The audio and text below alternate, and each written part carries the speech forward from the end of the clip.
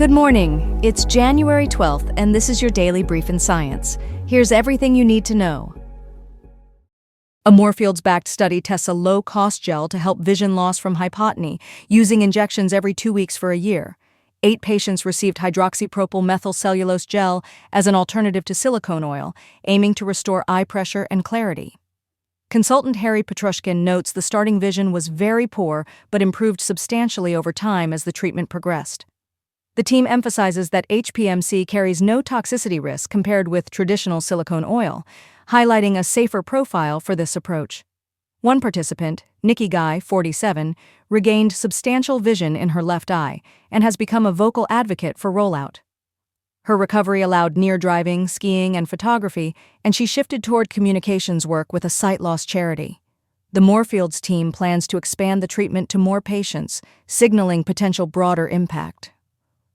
Guy developed chronic anterior uveitis after childbirth, with redness, pain, and light sensitivity.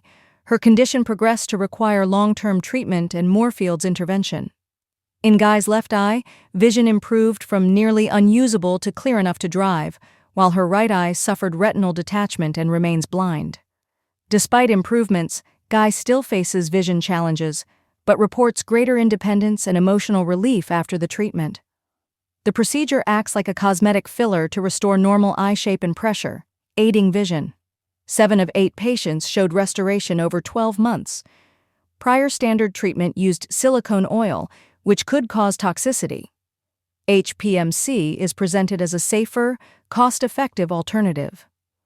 Experts caution it is not a cure for blindness, but it could benefit patients with residual vision, and larger trials are planned to optimize gel selection and injection frequency. A diskless, magnetized white dwarf in a close binary is driving a long-lasting bow shock that hints at a new way material can flow between stars. RxJ0528 plus 2838 shows a persistent bow shock around a white dwarf that lacks an accretion disk, challenging the idea that outflows require a disk to channel matter. Scientists propose the magnetic field itself as the energy source powering the outflow, though the exact mechanism remains unknown and needs more study of similar systems. Initial detection came from the Isaac Newton telescope, with the ESO Very Large Telescope and its MUSE instrument mapping the bow shock in detail to confirm its link to the binary. A consortium of researchers from the United Kingdom, Poland, Italy, Spain, and South Africa coordinated the observations and released media contact information. Future work aims to study additional binary systems to clarify how common this diskless mechanism might be, with the extremely large telescope planned to map and detect fainter similar systems. The ELT could enable broader surveys that map these diskless outflows in greater detail and help determine their prevalence. Nature Astronomy highlights the discovery as revealing a gap in understanding how magnetic fields influence outflows and disk formation in close binaries. The bow shock's shape and composition, mapped with MUSE, confirms the outflow originates from the binary and is not from an external nebula, supporting a diskless mechanism. If magnetic field driving is confirmed, it would expand our understanding of matter transport and outflow generation in extreme binary systems without accretion disks. The study suggests existing models of stellar evolution and binary interaction may need revision to account for magnetic field-driven outflows. Ongoing observations and theory are needed to determine whether the magnetic field hypothesis can fully explain the observed long-lived bow shock. Pfizer reports positive early results from Breakwater Cohort 3, evaluating Braftovi with cetuximab and FOLFIRY in untreated metastatic colorectal cancer with a BRAF-V600E mutation. In this Phase 3 multicenter trial, 73 patients were randomized to the BRAF-TOVY, cetuximab, FOLFIRI arm, and 74 to FOLFIRI with or without bevacizumab, with the primary endpoint being objective response rate and progression-free survival, a key secondary endpoint. Breakwater compares the Braftovi, cetuximab, FOLFIR1 combination against FOLFIRY plus bevacizumab in an open-label design. Descriptive overall survival data, based on roughly 10 months of follow-up, yielded a hazard ratio near 0.49, and the study remains ongoing with completion expected in year 2027. An exploratory OS estimate showed a hazard ratio around 0.49, with a 95% confidence interval from about 0.24 to 1.03. Descriptive analyses suggest potential OS benefit for the Braf-Tove combination, while the trial continues toward its 2027 finish. Safety notes highlight risks including new primary malignancies, QT prolongation, hepatotoxicity, hemorrhage, uveitis, embryo-fetal toxicity, and interactions with CYP3A4 modulators or substrates, with specific dosing and monitoring guidance provided.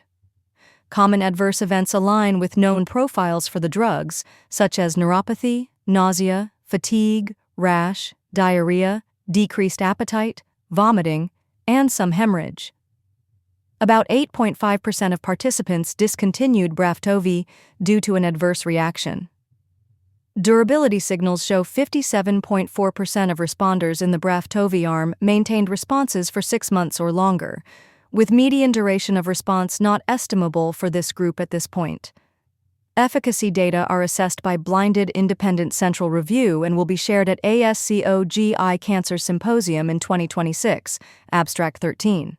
Pfizer notes ongoing plain language updates and reiterates Breakwater's design and patient arms, with completion anticipated in year 2027. Regulatory status remains investigational for the Braf-Tove, cetuximab, FOLFIRY combination, while a related regimen with cetuximab and MFOLFOX6 has FDA accelerated approval from December 2024 for untreated BRAF V600E mutant metastatic colorectal cancer. A global collaboration mapped the three-dimensional folding of the human genome over time in embryonic stem cells and immortalized fibroblasts, delivering the most detailed four-dimensional view to date. The study reports more than 140,000 looping interactions between genes and long-range regulatory elements across the cell types studied. Published in Nature on December 31, 2025, the work describes dynamic genome folding and its link to gene expression and cellular function, with co-authors including Oliver J. Rando and researchers from UMass Chan Medical School and other institutions. The team provides a scientific user's guide in the form of a table and decision tree to show the strengths and contributions of each experimental technique for studying 3D genome organization. A future phase aims to combine genomic datasets with advanced imaging to study nuclear changes during development and disease. The project also shows how diverse data can train deep learning models to screen DNA sequences and uncover mechanisms of genome folding and gene function. By integrating multiple datasets, the work demonstrates dynamic modeling of genome function and helps assign roles to regulatory elements and genes within a 3D context. The results offer unprecedented detail on how genome structure correlates with transcription and cellular function, while noting cell-to-cell variation and changes during development or stress.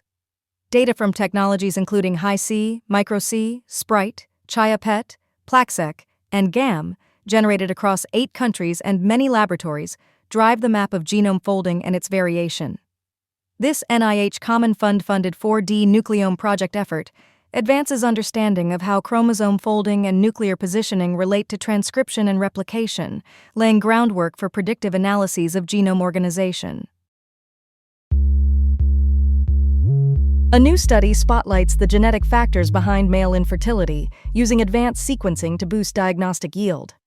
Researchers performed SMMIP-based targeted sequencing on 120 men and whole exome sequencing with family data on 48 participants, pushing the diagnostic yield to about 1 in 13. That finding suggests a possible genetic cause in as many as 1 in 8 to 1 in 5 infertile men. An Indian study of 247 men with severe sperm problems found traditional genetic tests explain infertility only in a small fraction, underscoring a substantial role for male factors.